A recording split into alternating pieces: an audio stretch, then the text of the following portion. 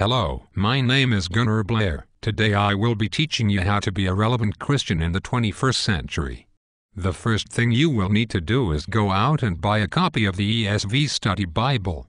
The ESV Study Bible is the only English translation of the Bible that God has ever graced to be perfectly translated from the Greek.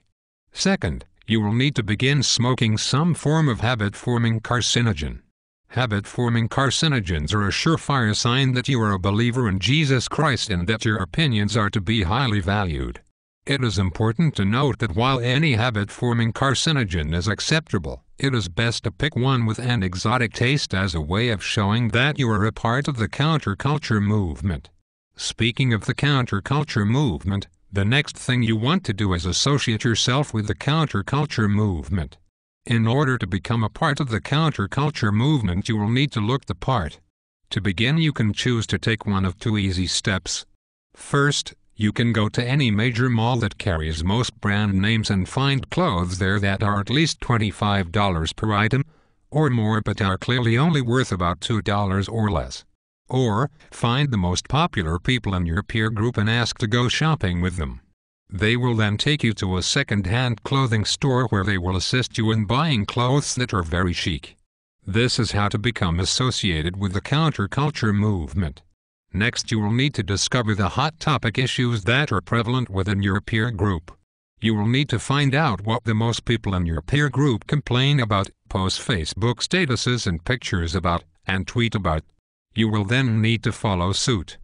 This is how to become a part of the counterculture movement. Fourth, you will need to learn the locations of all the coffee shops and obscure restaurants in your area. You will need to frequent these places.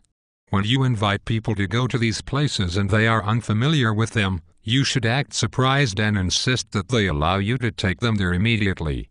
If someone does not like your coffee shop or obscure restaurant of choice, you should treat them like you would a radioactively mutated freak. Fifth, it is of the utmost importance that you get a tattoo. People that do not have tattoos cannot be Christians. Sixth, it is important that you both shun and ridicule piety. People who actually try to live like Jesus cannot be Christians. Last but not least, dating. If there is a normal-looking guy in the equation, then dating should not transpire.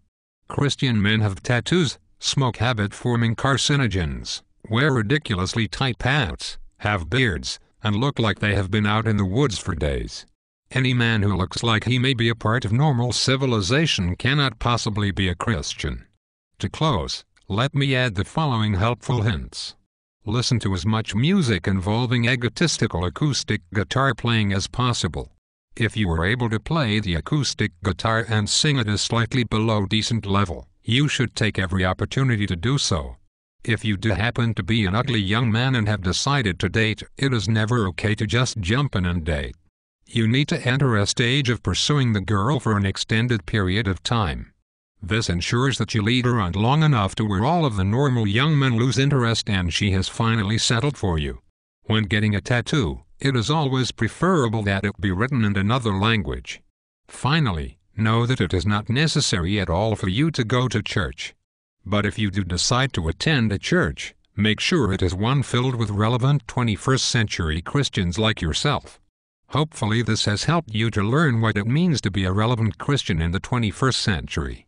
You are now sure to make a lot of relevant 21st century Christian friends.